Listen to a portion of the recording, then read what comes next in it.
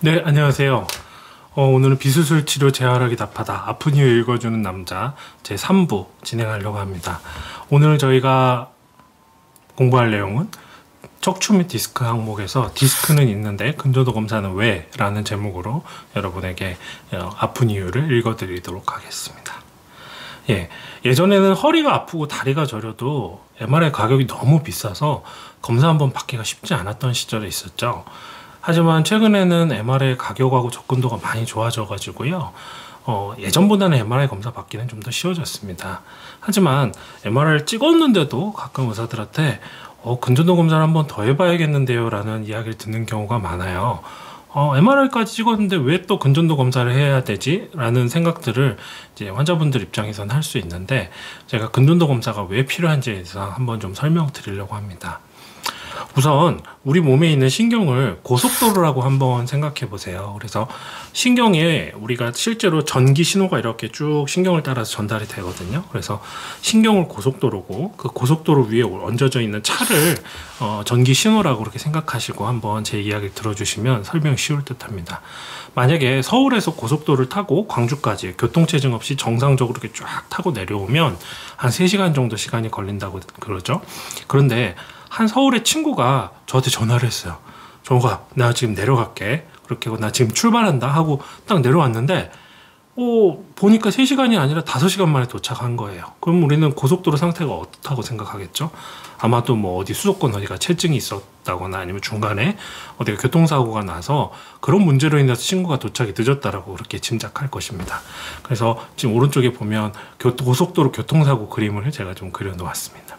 그러면 이렇게 왼쪽 그림을 한번 보시면 서울, 논산, 광주 이렇게 호남 고속도로, 경부고속도로에 이어진 선이 있죠.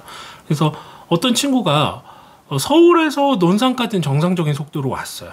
근데 이 논산에서 광주까지는 굉장히 늦어져서 왔다면 논산하고 광주 어딘가에 뭐 태인이나 정읍, 뭐 전주 이 어디쯤에서 뭐 사고가 일어났거나 문제가 있다 이렇게 예측해 볼 수 있겠죠. 이렇게 보는 게 근전도 검사예요. 그래서 예를 들어서 목에서 신경을 이렇게 보냈는데 손끝에 전달될 때까지 중간에는 아무 문제가 없다가 손목에서 손끝 사이에서 갑자기 속도가 느려졌다. 그러면 손목에서 신경이 눌리구나. 이런 식으로 알아내는 게 근전도 검사입니다. 굉장히 정확할 수밖에 없겠죠. 그리고 이제 MRI는 이따 뒤에 설명하겠지만 목과 그 신경 뿌리, 그러니까 MRI 촬영하는 부위만 한정적으로 보는 거예요. 그래서 그게 목이 됐든 허리가 됐든 이 서울, 이 수도권 중심부만 영상으로 들여다보는 것이지, 수도권을 조금 지나서 수원 지나서부터 이 아래 광주까지는 하나도 알 수가 없습니다. 그래서 이것이 이 수도권의 문제점에서도 뭐 예를 들면 수원의 문제인지 어디 뭐 판교의 문제인지 서울의 문제인지 이런 미세한 차이를 알아보고, 또 이것이 내려오다가 중간에 어디에서 또 다른 변화가 있는지, 아니면 끝부분에 광주에 무슨 문제가 있는지 하나하나를 전부 다 알아볼 수 있는 게 근전도 검사랍니다. 또 한 가지 방법은 아까 제가 설명드린 거는 이제 신경 전도 검사라 그래서 신경에 전류를 흘려보내는 검사인 것이고요. 제가 지금 설명드리려고 하려는 내용은 침전도 검사 내용입니다. 이것은 뭐냐면 우리 신경을, 우리 근육을 신경이 지배를 하고 있어요. 그래서 근육은 신경이 완벽하게 지배를 하고 있어야지 아무 문제 없이 돌아갑니다. 마치 지금 우리 뭐 지방자치대 중앙정부 이런 거 있는 것처럼 중앙정부가 만약에 지방의 모든 부분을 이렇게 다 잘 통제하고 있으면 아무 문제가 발생하지 않는 거죠. 근데 예를 들어서 만약에 모든 물자와 식량을 서울에서 다 지방으로 공급해 준다고 한번 가정을 한번 해보세요. 근데 서울에서 정상적으로 잘 때맞춰서 잘 내려오던 물자나 여러 지침 이런 것들이 갑자기 셧다운 되면 지방은 어떤 상태가 될까요? 아마도 배고픔, 당황스러움 이런 것들이 막 폭발하면서 시민들은 분노에 폭발해가지고 통제불능의 부정부 상태, 막 소요 사태가 일어나겠죠. 그런 것처럼 신경은 근육을 잘 지배하고 있어야 되는데 신경이 근육을 잘 지배하지 못하는 상황이 되면 근육이 자발적으로 수축하고 막 움직이고 자기 멋대로 움직여지는 이런 상황이 되게 됩니다.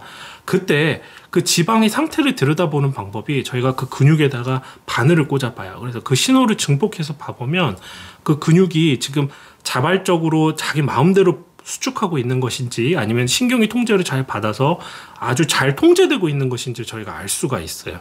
그래서 그렇게 알아내서 그 신호를 보는 것이 침전도 검사라고 합니다. 그래서 여러분은 지금 두 가지라고 근전도 검사를 보시면 돼요. 근전도라는 게, 전도는 신경 전도 검사의 전도를 딴 것이고요. 침전도 검사는 근육에다가 침전도 검사를 한다는 의미예요. 그래서 두 가지를 합쳐서 근전도 검사라고 합니다. 그렇게 이해하시면 되겠고요. 그러면 MRI의 근전도 검사는 과연 무엇이 다른가? 왜 근전도 검사를 추가적으로 시행하는가? 아까 제가 앞에 지도 보면서 한번 말씀드렸는데요. 신경 전체의 기능과 근육의 상태를 보는 것이 두 가지 방법을 통해서 저희가 볼 수 있는데, MRI 검사는 마치 우리가 뉴스에 보면 추석 보면 뭐 고속도로 CCTV 구간입니다 하고 영상을 이렇게 보여주잖아요. 그렇게 각 구간의 중요 구간은 신경 뿌리와 디스크 파열 부위 등을, 특히 목이나 허리에 한정된 부위를 직접 들여다보는 방법이 바로 MRI 검사가 되겠습니다. 그럼 이렇게 MRI 주요 구간으로 디스크 파열의 주요 구간을 직접 영상으로 봤는데도 근전도 검사가 추가로 필요한 이유는 무엇일까요? 실제로 MRI 검사 후에도 의사를 당혹하게 하는 경우가 많아요. 예를 들면 저 같은 경우도 이 사람은 예를 들어서 뭐 목 6번 신경 병변일 것이다 라고 검사를 보냈어요. 근데 MRI 보면 디스크가 5, 6, 7 뭐 세 군데, 네 군데씩 눌려 있는 경우가 있습니다. 환자는 MRI상에 또 6번 신경이 제일 많이 눌려 보이는데 실제로 증상은 5번이나 7번에 나타날 수도 있어요. 그리고 어떤 경우에는 오른쪽이 눌려 있는데 환자는 증상이 왼쪽에 나타나는 경우도 있어요. 그러면 이 MRI를 있는 그대로 믿을 수가 없는 경우도 상당히 많답니다. 그랬을 때 그러면 이 MRI에서 보이는 것들의 어떤 부분은 이거는 우리가 의학적으로 이해하지 않아야 되고 좀 배제하고 어떤 부분을 더 중요시 봐야 되는지를 그런 하나하나 정확하게 찾아보기 위해서 저희가 근전도 검사를 하게 됩니다. 그래서 환자분들한테 저는 뭐라고 설명하냐면, 예를 들어서 뭐 제가 검사라고 칩시다. 검사가 어떤 용의자를 이제 잡았어요. 어떤 사건의 용의자를. 그래서 3명을 잡았는데 A, B, C인데 검사는 A가 가장 유력한 용의자라고 생각을 했어요. 범인이라고 생각했는데 막상 잡아놓고 보니까 B일 수도 있고 C일 수도 있는 것 같아요. A인지는 오히려 더 잘 모르겠어요. 그랬을 때는 어떻게 하겠죠? 그냥 A 집어넣자 이렇게 하는 게 아니고 더 추가 검사, 뭐 추가적인 수사를 하고 증거를 찾아서 B인지 C인지 A인지 정확하게 더 찾으려고 하겠죠. 바로 그런 것과 같습니다. 근전도 검사는 MRI나는 아주 그래도 비교적 정확한 검사를 했지만, 그런 경우에도 이 어떤 범죄의 용의자를 잡아놓고도 증거가 부족해서 정말 구속하기 어려운 그런 상황인 것과 같죠.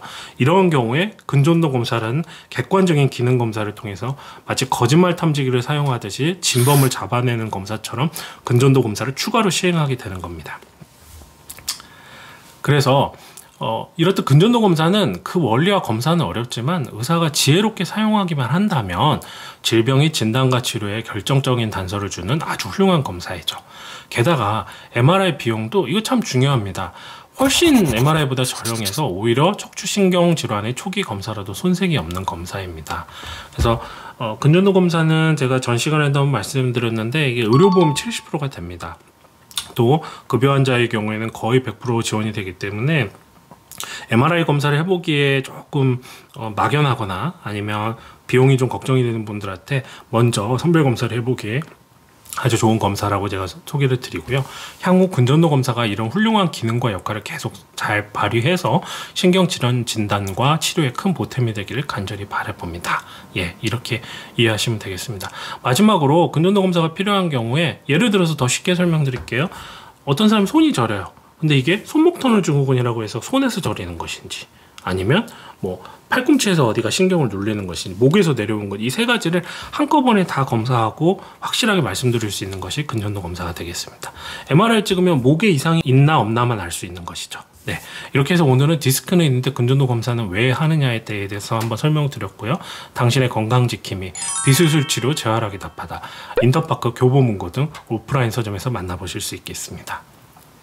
그리고 저희가 연재 중인 탑팀 의학만화 손상병법 유튜브로 많이 시청해 주시고요. 저희가 10화까지는 무료로 저희가 공개하기로 했으니까 많이 이용해 주시기 바랍니다. 김대리의 비수술 치료 체험기 손상병법 많은 기대 부탁드립니다. 감사합니다.